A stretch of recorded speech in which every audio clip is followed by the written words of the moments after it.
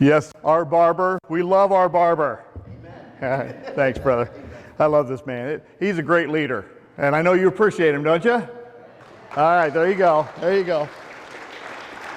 Thank you, Mark. And I thank you for the opportunity to be here together today. Hey, happy Pentecost. It is the birthday of the church today. Way back in Acts 2 is on this day that the church started. And that's why we commemorate it, because we want to start more churches, and that's what we do up in Chicago. It is a privilege to be here with you at Burnside today. This is a very special church.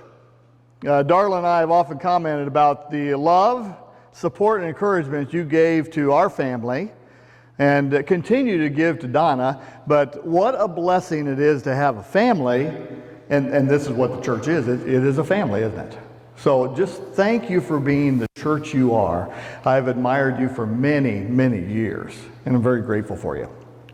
So I'm grateful for the opportunity to be here together and share what I believe is an important subject for all of us, because this component we're going to look at today truly is essential for every one of us who follow Jesus. It is faith.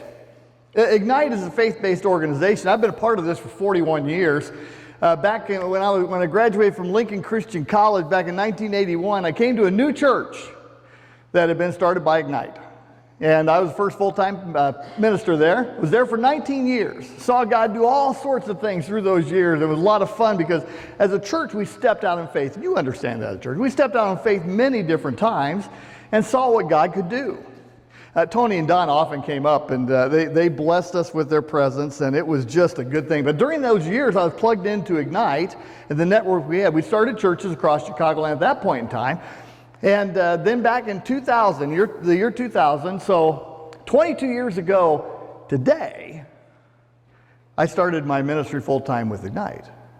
And I've been there for 22 years, been the executive director for 15 years. And we started 41 different churches across Chicagoland and beyond during those years. And on any given Sunday, there are 5,000 plus people just in our last few church plants who are worshiping Jesus, and I don't know where they would have been before that. So we have been blessed in so many different ways as we have stepped out in faith. And boy, that sounds good, 5,000 plus people. Wow, that's great. Well, then you recognize there are 6.5 million people up in that region who have no connection to Jesus or his church. So people ask me, why do you start churches? And I say, hey, we've got 6.5 million reasons why. Because we want to see people come to Jesus. Now, I'm a realist. I recognize that there's not always the best feeling toward that area up there. Am I right? Okay, yeah, I know it. I'll tell you what, how are we going to change it? The only way I know to change the spiritual landscape of a region like that is by bringing Jesus. Okay? And that's what we're doing. That's what we're doing. So I want to talk with you today about faith. We start churches. Ignite starts churches. So how do we reach a harvest that really is begging to be brought in? Well, we get more workers out in the harvest field. And I think the key for us, and I'll tell you what, the key for every one of us who follow Jesus is to step forward in faith and being willing to launch into the unknown even when we don't know what's ahead. See, faith is an essential ingredient for every follower of Jesus who wants to see God at work.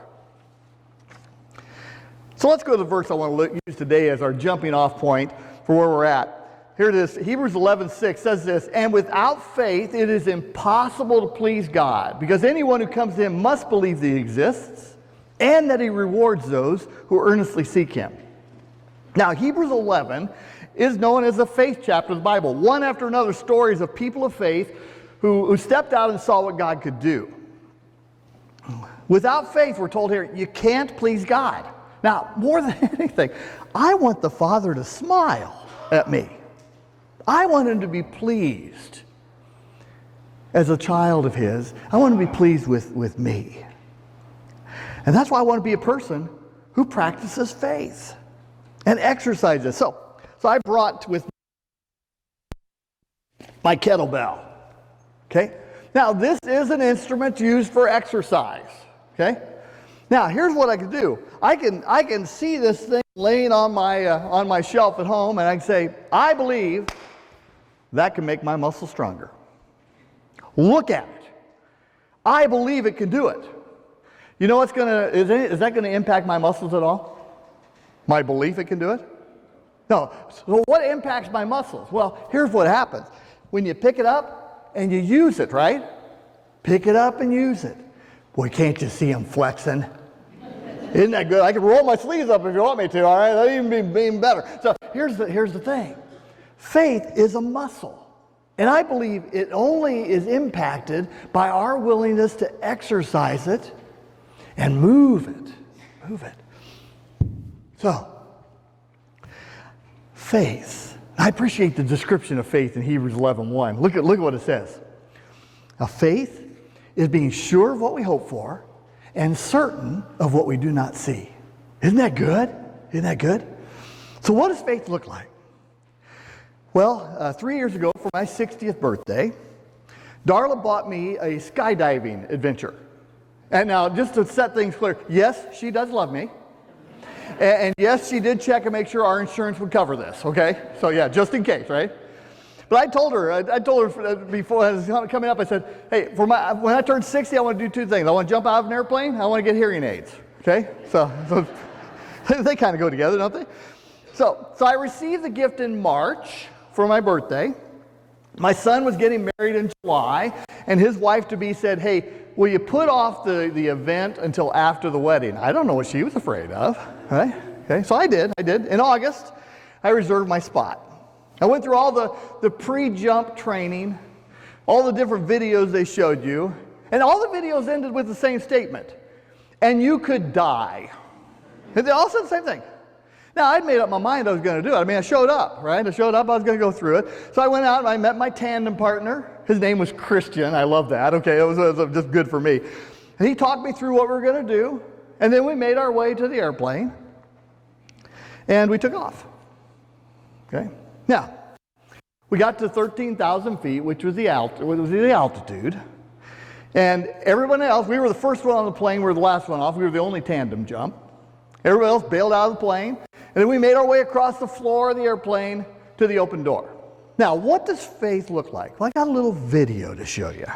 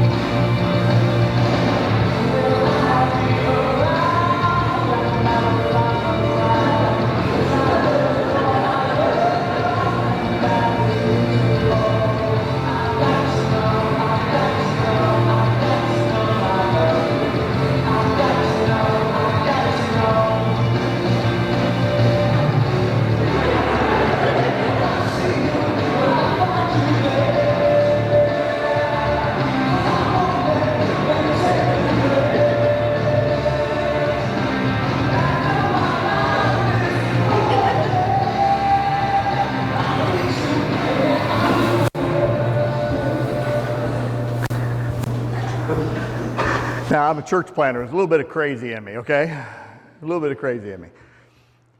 Now, if faith is being sure of what we hope for and certain of what we do not see, I think that's a pretty good description there. I'll be honest, I didn't even have a parachute on me. Okay? I was attached to the guy who had the parachute on him. I had to trust him completely to take care of it. I was having so much fun flying. Well, you see me checking my altimeter there because you're supposed to pull the ripcord at 6,000 feet. I didn't pull the ripcord, okay? He pulled it for us. So I thanked him as we were floating down. Christian, thank you for saving our lives. He said, well, it's okay. I was involved in this one too. Okay, so anyway, the thing was, faith requires action, right? Now, I'll be honest. As I was scooting across the floor of the plane and my feet were dangling 13,000 feet above the ground, I did have one of those what were you thinking moments, okay? But it jumped. Faith is an action word. And it's a muscle that grows bigger and stronger the more we exercise it. And if we want to please our Father, we've got to put it into action. So let's look at a couple of stories from Hebrews 11 that show what faith means as a follower of Jesus. Now, first off, faith shows itself as we stand. See, right after the descriptor of faith, the writer of Hebrews says, this is what the ancients were commended for. So God looks at these people who stepped out in faith, and he goes, well done. Well done. The first story we see is Noah. One of the heroes mentioned here. God told Noah to build an ark because a flood was coming. Now, as far as we know, there had not been any rain that fell on the earth at this point in time. We're told that in Genesis 2 that the water came up from the earth and watered the ground. So we don't even know if they had rain at that point in time. And Noah said, hey, rain's coming, and a flood's going to come that's going to cover the earth. He built that ark for 60 to 80 years. That's how long it took him. And it was a big endeavor. Anybody who's been to the Ark Encounter in Kentucky knows how big this thing was that he built. And during that time, Noah preached. He told the people what's coming. He said, you need to change and follow God. And if you do, you'll be saved. For 60 to 80 years, he preached. And you know how many converts he had? Zero.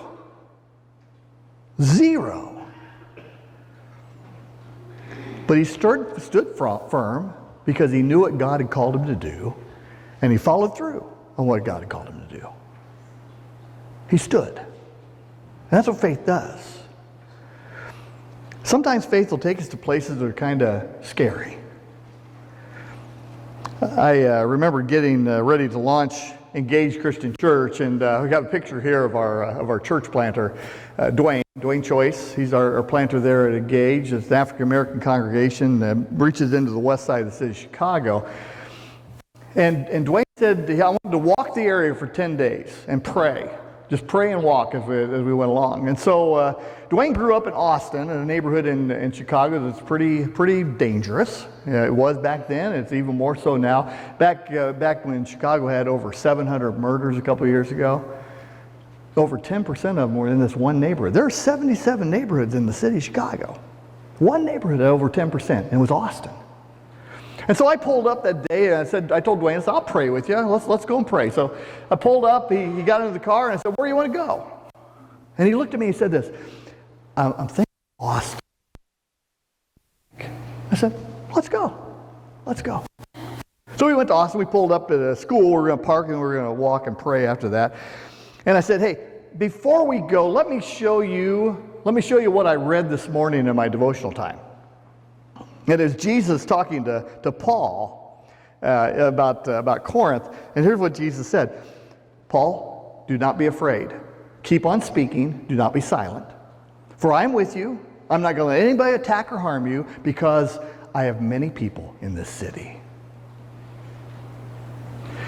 And Dwayne looked at me. He said, I needed to hear that. He said, I'll be honest, Lance, I've been afraid to walk in Austin. He grew up there. He knew it. We walked, we prayed, everything was fine. We got to see God at work. Dwayne took a stand. And that's what faith does. My son and daughter-in-law, they coach Little League Baseball. My grandson's 10 years old.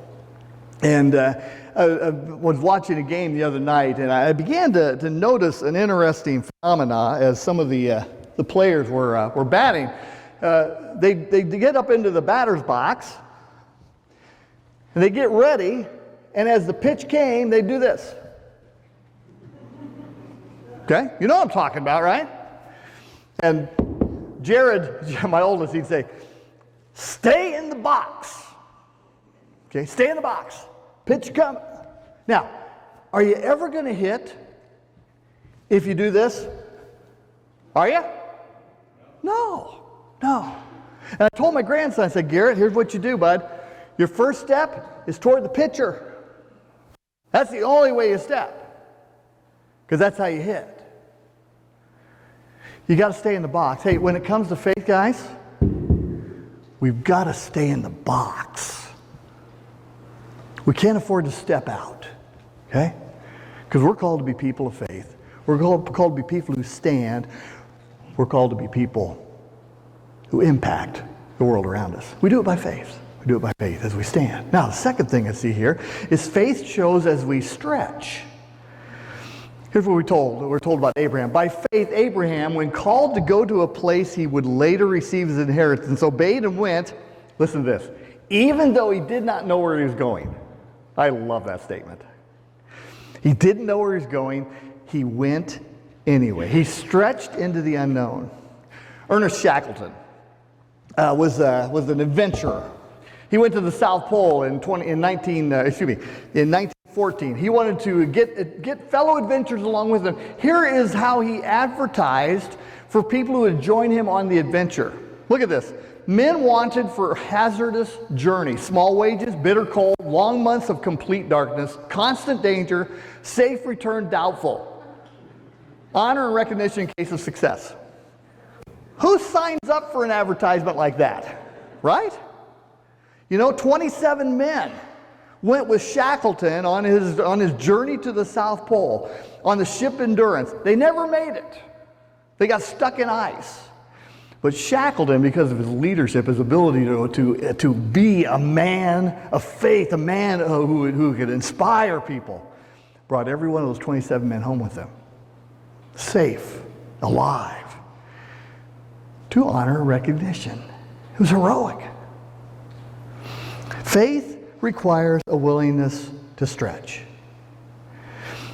You know what, for me, when I talk about stretching as a faith person, as a person of faith, it means I need to keep doing things that make me uncomfortable as a follower of Jesus. Stretching into the unknown. A couple of years ago, I was speaking at a church up in Elgin. And after in between services, somebody came up and told me about a man he'd met the day before who was a Farsi speaker. He was from Persia. And he said, this guy's had a couple of Farsi-speaking Bible studies around Chicago. And I said, introduce me to this guy. He may be a church planter we're looking for. Well, long story short, that's James there on the right. James grew up in Tehran, Iran. He was a Muslim. Came to Christ when he moved to Turkey. And James has started a church with us that's ministering to Farsi speakers in Chicagoland. I didn't know this. There were 35,000 to 40,000 people who speak Farsi from Persia, from Iran, in Chicagoland. I didn't know this. We're presented with an opportunity, and so, you know what the easiest thing to do is when you're presented with an opportunity, say, man, we've never done that before, right? You know what? We've never done this before. We did it anyway. And now we have a church of about 40 adults who speak Farsi. And James also has an online church of 300 to 400 people in 11 different countries across the world of Farsi speakers. And we're reaching people who don't know Jesus, many of them Muslims, with the good news of Jesus in their own language. So I'm sitting in church a few weeks ago. Now, I'll be honest. Mark, you go back to that one just for a minute. I don't read Farsi. So this is a song they were singing. Okay, so I'm in church. Everything's in Farsi. Okay, it's not the most comfortable thing in the world. I'm rather unengaged in the whole thing, right? But they're singing along, so I just kind of mouth the whatever. So I don't know how to speak Farsi. Okay. So I'm sitting in there. James is preaching, and I got that nudge from the Spirit. Here's what I heard. You know, you didn't start this church for people like you. You started it for people like them so they can hear the good news of Jesus in their own language. Kind of like the day of Pentecost, when they heard the good news of Jesus in all their own tongues. And for that moment, I got it. I got it. And I realized we got to plan a whole lot more churches for people who don't speak the same language I do. And that's kind of fun. That's kind of fun. See, I need to continue to stretch out for me, and I can tell when my faith is being stretched because I get nervous. I get anxious. I get uncomfortable. And I'll tell you what, guys, if you're anything like me, That's okay. Sometimes we need to go where we're not comfortable, so we can reach people who are maybe a little different than us, or help people who need help beyond what we thought we could give. For me, it takes the form of going and praying in neighborhoods in Chicago. The Pentecost offering is all about, we're going to start churches in the city of Chicago. The only way I know to change that city, and by the way, it's a mess. Okay? It's a mess right now. It's dangerous. It doesn't matter where you walk, it's dangerous. And that's not right. The only way I know to change is by bringing Jesus. But I'll tell you what, when I walk, I watch, but I realize, hey, I got to do this. And we've got to do this. So I go back to this here. Faith demands that we keep stretching. That we keep doing things that hey, they put little tears in the muscles. That's okay, because the tears build it stronger. So we keep stretching. We keep moving. Every one of us, no matter how long we've been in the faith, we need to continue to grow.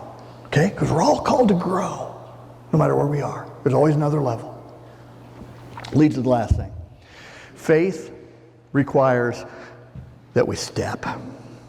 See, what we see in Hebrews 11 is a group of people who chose to do one thing about their faith. They all stepped. When God called them to do something, they said, okay. Let's go to Abraham one more time. The biggest step of all. By faith, Abraham, when God tested him, offered Isaac as a sacrifice. Okay, the son that he'd been promised by God. God then said, I want you to sacrifice him. And Abraham did it. Here's what it says. He who had received the promise was about to sacrifice his one and only son, even though God had said to him, it is through Isaac that your offspring will be reckoned. Abraham stepped out because he trusted that God would provide and keep his promises. And God did. And God did. Because God always does. You know, sometimes we just need to take a step, even when we don't know what lies ahead. And that's what faith is. I'm reminded of our plant that we started down in Highland, Illinois. This is one, Chicagoland and beyond. This is down by St. Louis. Okay, we helped start a church down there. Aaron Kelso started a church back in 2019 in Highland. He left a church in central Illinois where he had a very secure and stable position to go back to his own home, his old home, and start something there. You talk about parachuting in, that's what he did. But before he made the decision to go, he and his wife talked it over, he and Allison. And here's what he told me about this conversation they both had. He said, you know, we decided, what's the worst thing that could happen if we do this? He said, the worst thing could happen is that it doesn't work. He said, we're young. He's 24 years old. We said, we're young. He said, we'll go to another church somewhere if it doesn't work. And he said this, but he said, the other thing that really convinced us to do it is, what would we miss if we didn't take this step?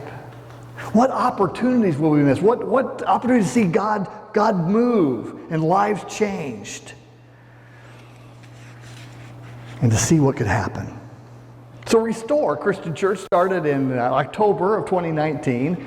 5 months later, you know what happened. COVID came.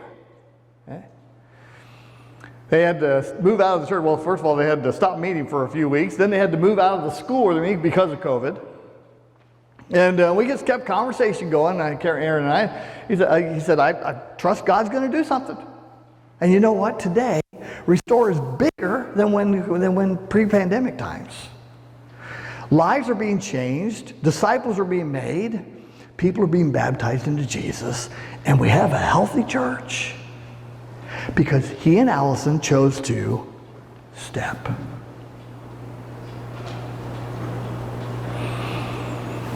Have you ever started your car and then revved it in park? How far does it move when you're revving it in park? I mean, you can rev it up as much as you want to, right? Nothing's going to happen. Things only happen when you shift it into D. And then you can move. I think as followers of Jesus, we just always need to be cautious and cognizant of the fact it's real easy to be shifted into park. To figure we're done, move. Yeah, I'll step this far, that's good enough. Or go into neutral. And when you're neutral, you start to shift back, you start to roll backwards. I believe we are people who are meant to live in D. Okay? To live in D. To keep moving. To keep driving. To keep the foot on the accelerator. See, I can tell you all kinds of different steps of faith that we've made, that God's done as He's been at work at Ignite. But I've come to realize that faith always involves another step. And that's always the scariest thing. Because our imagination can run wild on us when those opportunities come, right? You can imagine all sorts of things where it couldn't work, or it's not going to work, or this could happen. I think the Father often just says, hey, don't worry about all that stuff. Take the step. Take the step. So I have a picture of my motorcycle here. Isn't it beautiful? You know where the safest place to ride that thing is? In the garage. Right? I mean, I can sit on that thing. I can imagine all sorts of beautiful places I can ride. I can imagine all the trips I could take and all the sights I could see and all the things I could smell, because you can smell some really cool things on a motorcycle, right? How sad would that be, though? That thing's not designed to sit in the garage. It's designed to be on the road. And so I throw my leg over the saddle. I start it up, crack the throttle, and go. And go. Friends, our direction as followers of Jesus is always forward. I know this church has taken many steps of faith in the past, and I commend you for that. Well done. Here's what I also know. There are more steps to take ahead of you. Am I right? Huh? Am I right? We never stop. We never stop stepping. And what's true for us as a church is also true for us individually. I mean, what could be better for the future of the church now than for each of us to commit to stepping forward when Jesus calls? I mean, what kind of local, regional, and international impact could this church have as we each stepped? So here's what I'm going to ask you to do today. I got a couple of challenges for you.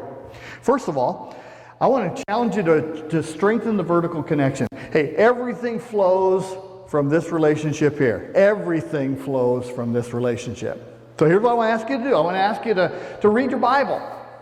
For me, it's pretty simple. I read and I talk to God. Okay, I mean, those are the two things I do as a follower of Jesus, and I believe it helps me stay strong. So read, just read. It doesn't matter how much you read, just get something in you every day. And then talk to God about what you read and ask Him what He wants you to do. And maybe here's a challenge for you. Try to not pray prayers that make God yawn. I think so many of our prayers, they just don't stretch us. And so I want to pray prayers that make the Father look and say, whoa, now that's what I'm talking about. So first of all, strengthen the vertical connection. Secondly, I want you all to look for God at work around you. The Father's always at work, okay? I try to start my days asking the Father, hey, show me what you're doing, show me where I need to step. Okay? And so when we do that, I think it opens our eyes. So ask God to show you His hand. And then thirdly, you all should have received a mustard seed reminder today. Okay, a piece of paper looks like this. Okay, as a mustard seed. This is what we try to live by at Ignite. Because here's what it says. If you have faith as small as a mustard seed, you can say to this mountain, move from here to there, and it will move. And then Jesus says this, nothing will be impossible for you. Nothing. So, an opportunity will come to you. If you look for opportunities to step, they're going to be there. And my encouragement is when an opportunity comes, don't tell God why that isn't possible. Just step and see what happens. Because there are many adventures ahead of us that He wants all of us to experience. Thank you for all you've done for the kingdom. And thank you for considering working with Ignite. There are envelopes out on the table if you want to participate in our Pentecost. Happy Pentecost. And thank you so much for being the church you are. There are more faith steps ahead, so let's take them. Let's pray together. Father, I thank you so much for your son, Jesus. Thank you for the example he sets of what it means to step when you call and to follow. Lord, let us be people of faith. Let us be people who show who we trust by the steps we take. In Jesus' powerful name we pray. Amen.